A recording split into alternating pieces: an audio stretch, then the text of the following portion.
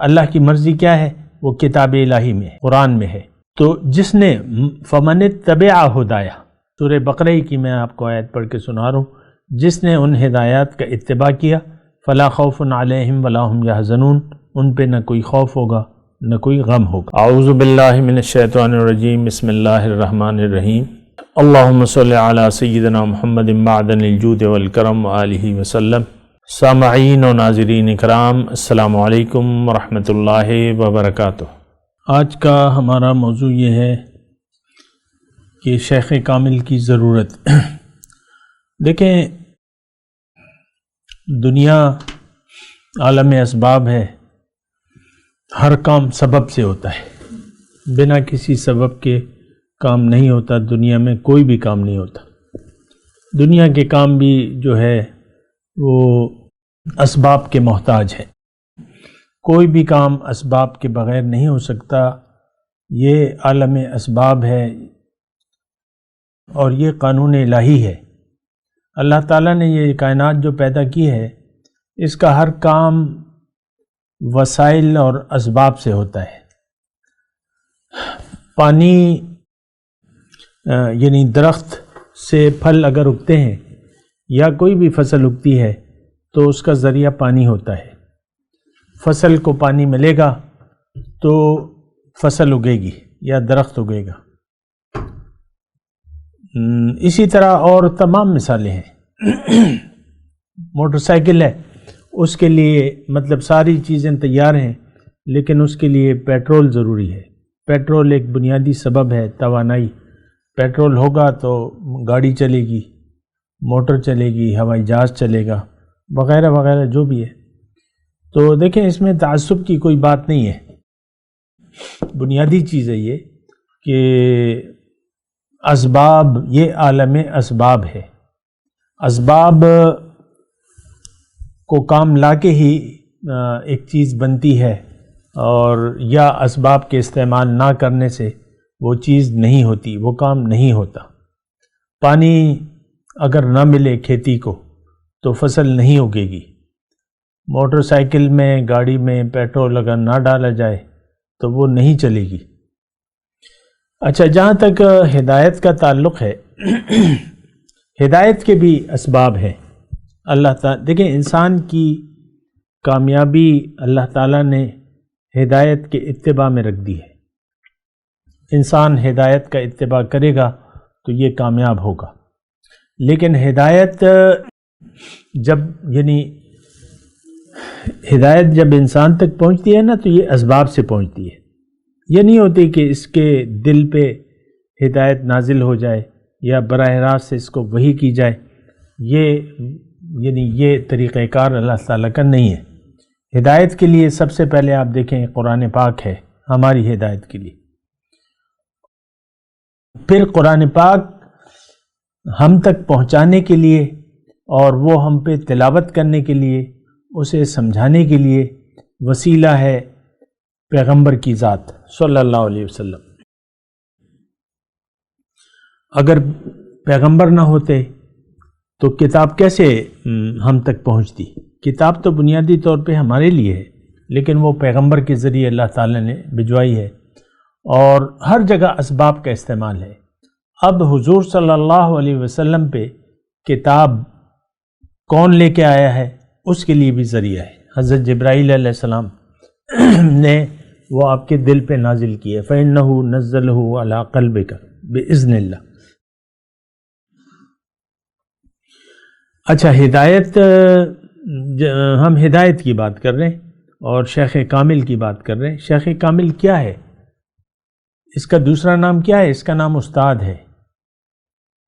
ایک استاد جو آپ کو تھیوری بھی سمجھاتا ہے اور پریکٹیکلی بھی اسلام پر عمل کر کے دکھاتا ہے۔ یعنی یہ دو باتیں ہیں، یعنی موٹی موٹی دو باتیں ہیں۔ خیر، اس کی ہم انشاءاللہ وضاحت کریں گے، لیکن میں آپ کو کہہ رہا ہوں کہ دیکھیں، اصل جو چیز ہے وہ بندگی ہے، عبادت ہے۔ بندگی کا طریقہ کتاب میں اللہ تعالیٰ نے بتایا ہے۔ کتاب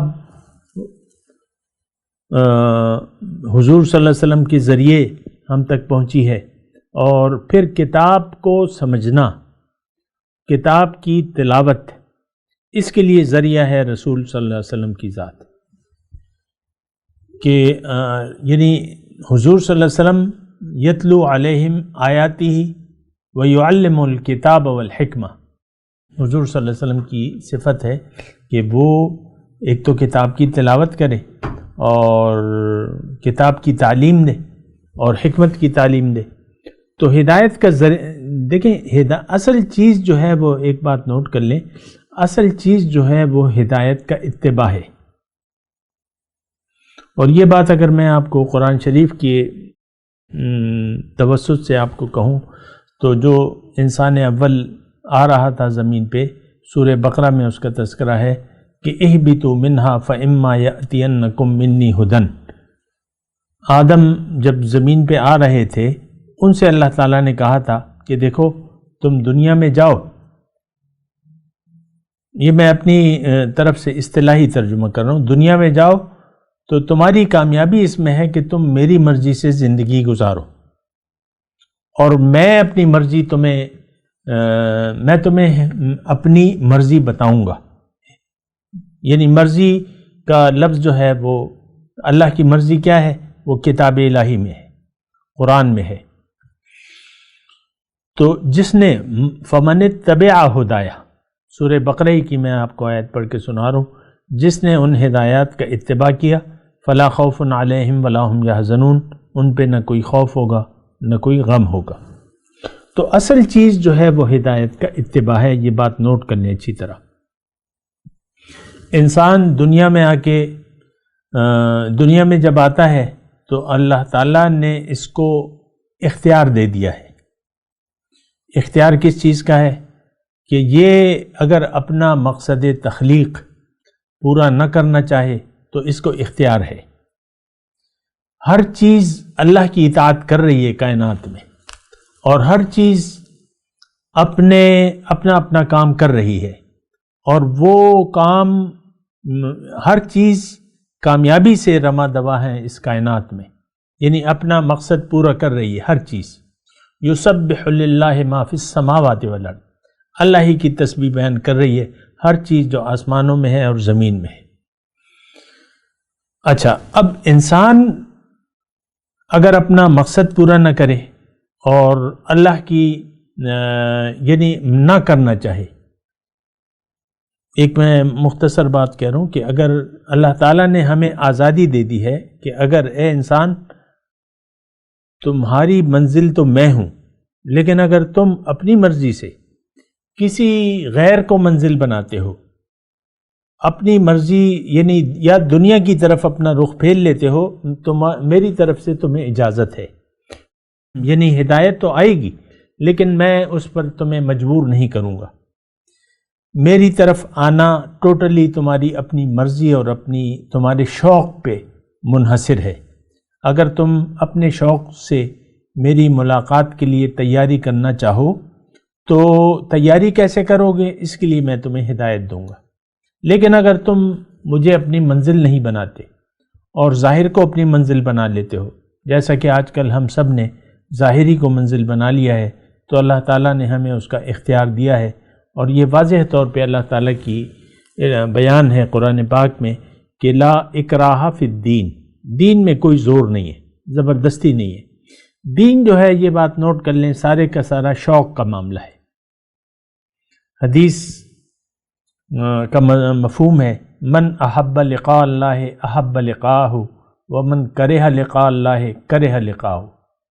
جس نے اللہ کی ملاقات کو پسند کر لیا، اللہ تعالیٰ بھی اس کی ملاقات کو پسند کرے گا، اور اگر کسی نے ناگوار سمجھا اللہ کی ملاقات کو تو اللہ بھی اس کی ملاقات کو ناگوار سمجھے گا، یعنی اس کو توفیق نہیں دے گا۔ دیکھیں، توفیق دونوں کو ملتی ہے۔ کُلًّا نُمِدُّ ہَؤُلَاءِ وَہَؤُلَاءِ مِنْ عَطَاءِ رَبِّكَ، ہر ایک کو میں توفیق دیتا ہوں، ان کو بھی اور ان کو بھی، یہ رب کی عطا ہے۔ تو دنیا میں دیکھیں، اس میں وضاحت اس لیے زیادہ ضروری ہے کہ ہم یہ اول تو ان معاملات پر ہم غور نہیں کرتے، فکر نہیں کرتے کہ میں کون ہوں اپنی حقیقت نہیں جانتے، اپنے مقصد حیات کو نہیں جانتے، اگر جان بھی جائیں تو اس کی اہمیت نہیں ہوتی ہماری نظر میں۔ مسئلہ یہ ہے نا، یعنی اس کو حاصل کرنے کی، اس منزل تک پہنچنے کی ہماری ہمت نہیں ہوتی، نیت نہیں بنتی، کیونکہ جو ظاہری چیزیں ہمیں نظر آتی ہیں اسی پر ہمارا فوکس ہو جاتا ہے، اور ظاہر کے دھوکے میں ہم آ جاتے ہیں، اور ہمیں خیال یہ ہوتا ہے کہ یہی چیزیں اصل ہیں، اسی کے لیے زندگی گزارو۔ لہٰذا آج عام یہ مسئلہ ہے کہ ہم ظاہر کے لیے زندگی گزار رہے ہیں، کھا لے پی لے جی لے، بس اس کے علاوہ تو کوئی ہمارا مسئلہ نہیں ہے، کھانا پینا جینا۔ لیکن بات یہ غلط ہے۔ دیکھیں، ہمیں جو زندگی اللہ تعالیٰ نے دی ہے یہ محدود ہے، کچھ عرصے کے لیے۔ وَلَكُمْ فِي الْأَرْضِ مُسْتَقَرٌّ وَمَتَاعٌ إِلَىٰ حِینٍ، تمہارے لیے ایک خاص وقت ہے۔ اور آپ دیکھ لیں، آج 100 سال پہلے آج کے لوگوں کو اگر ہم ہٹا دیں، یعنی اس کو گنتی نہ کریں، تو 100 سال پہلے اس روئے زمین پر درجن یا 2 درجن لوگ ہوں گے، یعنی جن کی عمر 110 سال یا 110 سال سے زیادہ ہوگی۔ یا چلیں آپ لگا لیں کہ 100 سال پہلے 120 سال کی عمر کا صرف 1 یا 2 آدمی تھے، باقی زمین خالی تھی۔ یہ تو ایک سلسلہ چل رہا ہے، اللہ تعالیٰ نے ایک نظام بنایا ہوا ہے۔ بات کرتے ہیں ایک وقفے کے بعد۔ وآخر دعوانا ان الحمد للہ رب العالمین۔ مولاي صل وسلم دائما ابدا على حبيبك خير الخلق كلهم